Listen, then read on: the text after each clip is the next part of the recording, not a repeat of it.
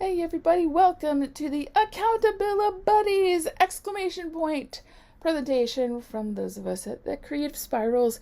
This is all about the do's and don'ts of having a fantastic accountability buddy experience.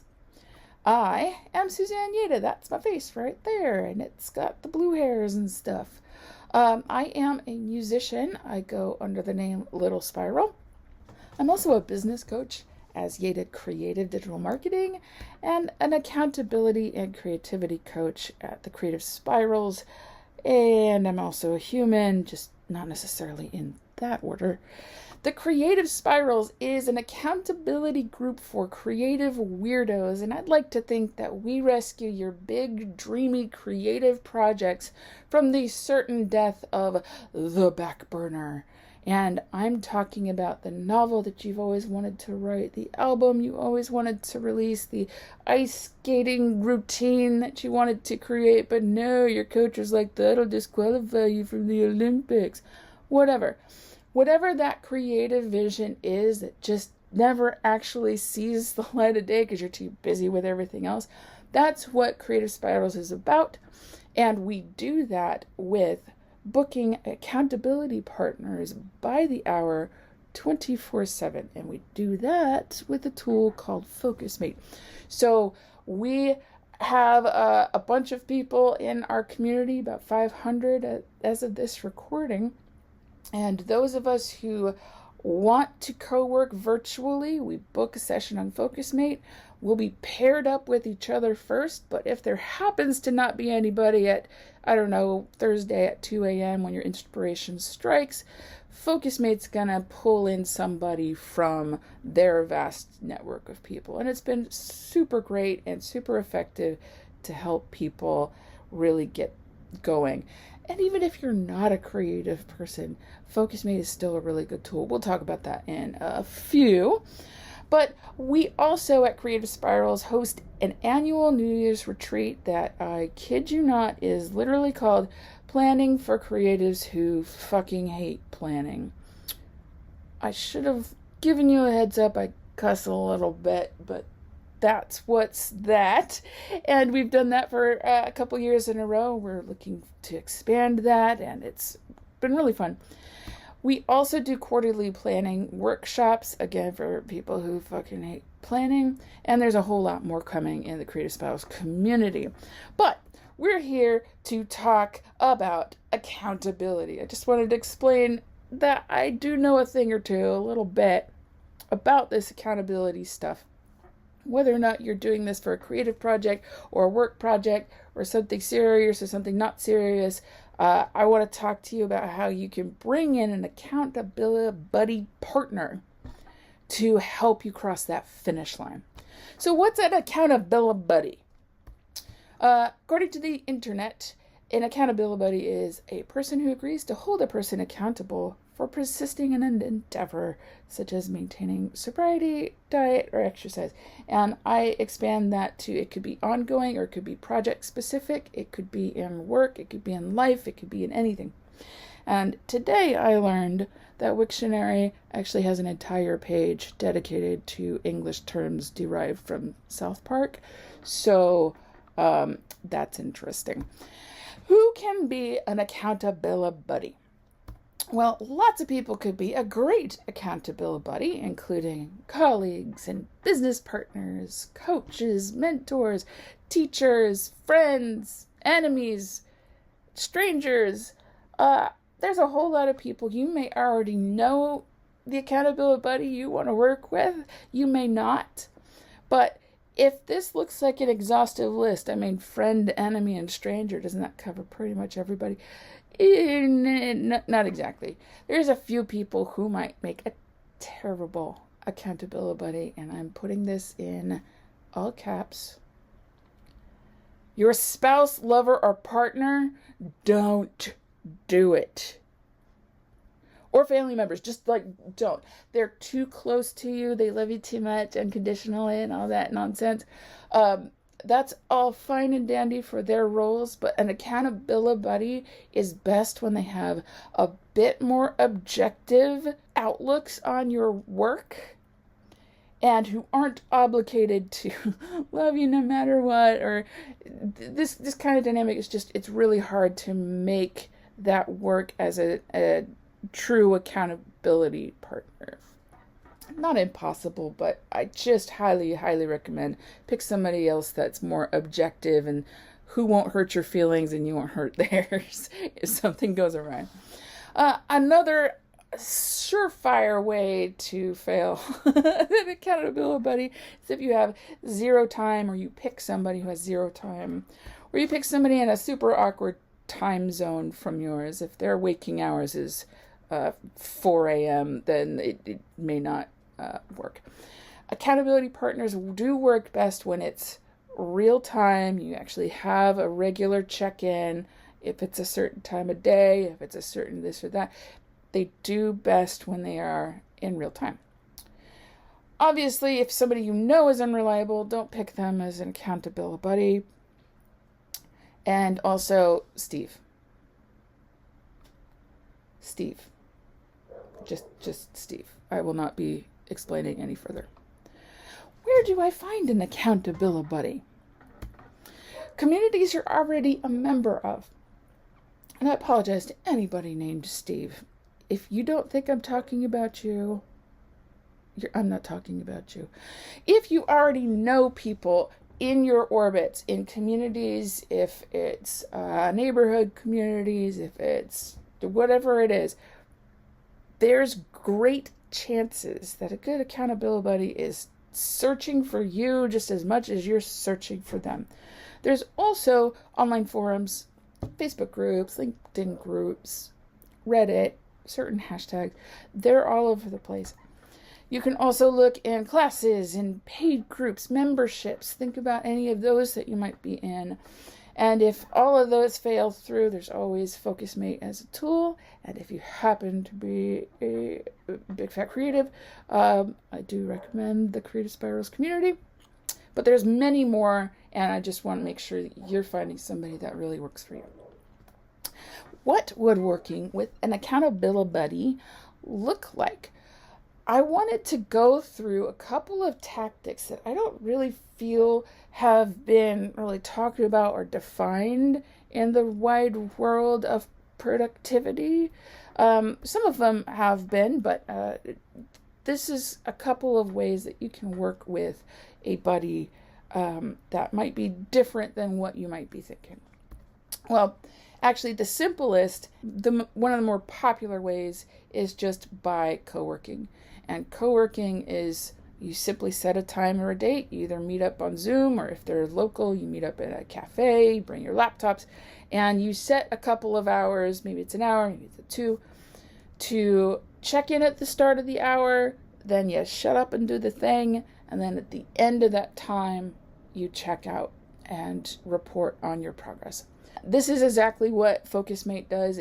You get to book a specific time to meet up with your accountability buddy online. That's the simplest way, and in fact, co-working may even be fine enough for spouses and lovers and family members, because there's not a whole lot of obligation or pressure. Time-boxed co-working is one way to think about how to use co-working. And if you've ever heard of time blocks or time boxes, it's basically you're taking the calendar and you're going, you know what, usually from 7 to 9 in the morning, I have my morning routine, and then from 9 to 12, I tend to work on more in-depth stuff. Maybe it's content creation, or maybe it's something else. And then from 2 to 5 is when I do admin or calls. It's kind of categorizing blocks of time in your week, in your day, and sticking to those. Now, time boxing hasn't quite worked for me. My ADHD ass is all over the place. But what has worked is time box co-working, where I have one particular friend, one particular buddy, that we set up a co-working time every week to work on one particular theme. And I've got one who's a writing buddy. She's a novelist, and I write Substack essays. And we have decided to book 2 hours a week or every other week and just dedicate that time to writing and nothing else. So this is a really great way if you have lots of juggling projects, or if you're ADHD like me, or if you've just got a wildly creative brain and have a whole bunch of things you want to do. Maybe you pick one accountability buddy for your workouts, and one accountability buddy for your art, and one accountability buddy for your side hustle. And you can time box those and have co-working be the thing that actually makes it stick. Finishing sprint is also another way to co-work, but it's got a twist. Instead of deciding whether or not you meet for a certain length of time, 1 hour, 2 hours, you both decide that you need to cross some finish line or another, or cross some milestone or another. And you won't leave the Zoom room or you won't leave the cafe until the both of you have finished and crossed that finish line. This is different from the time-bound co-working in that both of you are motivated to actually get it done, because none of you wants to finish first and just wait around, and none of you wants to stare at a Zoom room for 8 hours while somebody else is dilly-dallying. So a finishing sprint is one kind of co-working that can help you get your goals done. A check-in call, which isn't quite co-working. There's check-ins at beginning and end of co-working, but this one is a specific format where you are spending, maybe it's 10 minutes, maybe it's 20 minutes, maybe it's half an hour, to really check in and to really do a more deep dive on what you've accomplished last week, what you're going to accomplish this week, what are some struggles, where do you need help. There's I've got a sample agenda for you with those kinds of questions that you can use for every check-in call, and you'll be able to sign up for it for free at the end of this presentation, and a whole bunch of other stuff.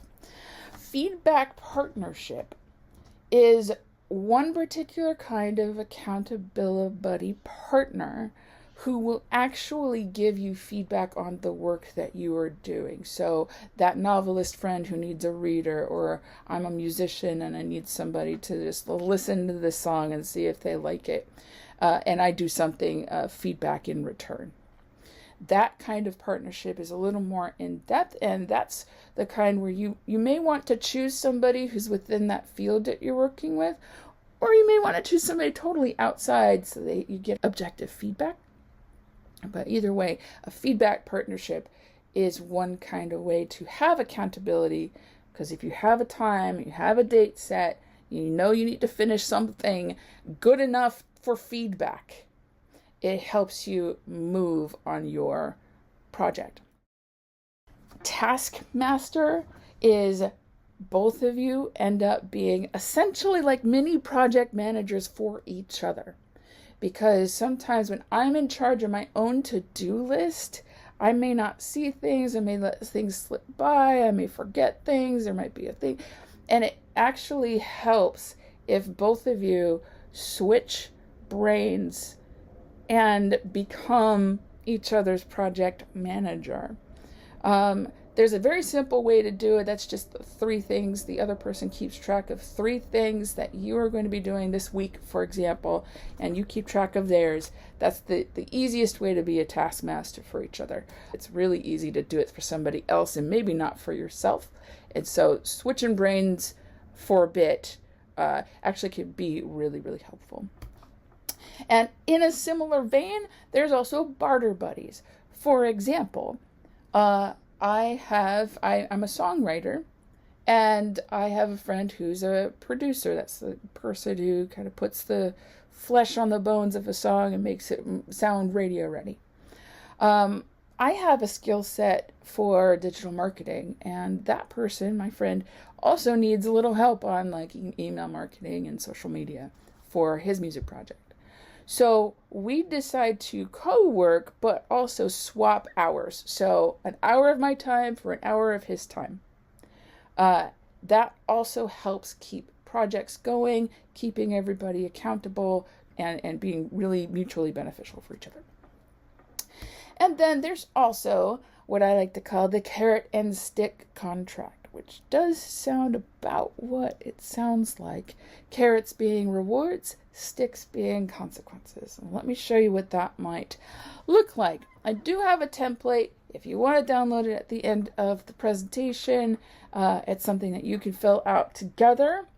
But it is a place where you can both define the finish line of your project or your goal, decide your reward, which is the carrot, the thing that draws you toward it, and then you decide the consequence, which is a stick, the thing that drives you away from all the bad stuff.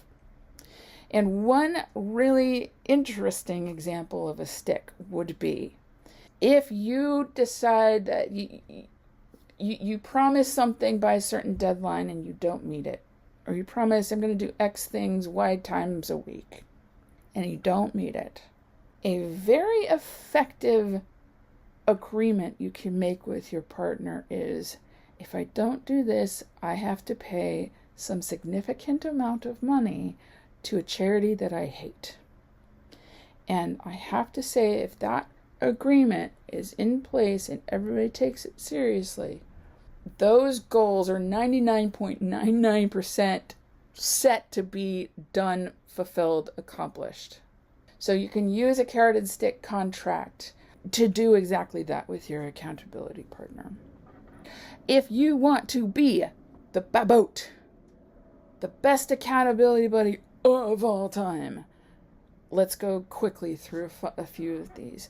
Do use both carrots and sticks. I know it doesn't feel all warm and squishy to threaten people, and I'm not encouraging threatening, but I am encouraging a healthy boundary to help somebody accomplish something that they can't do their own. So a healthy boundary would also include a consequence. You can't quite be accountable to somebody if there isn't a consequence, but also throw them a carrot. Do work one-on-one, because that does help focus your work. It's a lot easier to schedule with one other person. And again, it's a lot harder to be invisible if there's like one person that you're accountable for. You could probably maybe have a group of 3, but I wouldn't recommend any more than 3. Because, again, somebody can be invisible. If that 4th person ends up calling in sick 1 week, calling in sick 2 weeks, calling in sick all the time, your group of 3 can still meet and be like, hey, where did Joe go? Oh, I don't know. Let's keep going. I want to have a more concrete experience for you. So working in one-on-one is truly the better way. You can't quite escape as easily, but I could get away with a group of 3. All right, celebrate the stupidly small wins and the big ones too. I like to send animated GIFs to my accountability partner. If you don't like GIFs, then you can send GIFs. Do be supportive, do be communicative, do be realistic, and do be consistent. Those are kind of the core elements of being the best accountability buddy all the time. Be that baboat. You do not want to be the waboat, though. Don't do it. Don't be a total asshole. I mean, it shouldn't be necessary to say, but don't be a complete asshole to people. On the same token, though, don't be super cool and laid back and chill either. There are plenty of other places in your life where you can be super cool and laid back and chill. Being an accountability buddy is not really one of them. So again, like, find the balance of not being a total strict asshole and being super cool and laid back and chill. That's also something that my workbook that you'll get in the free Accountability Buddy starter pack will talk the both of you through, and you get to choose what level between 1 and 10 on strictness. So keeping to that and what you need.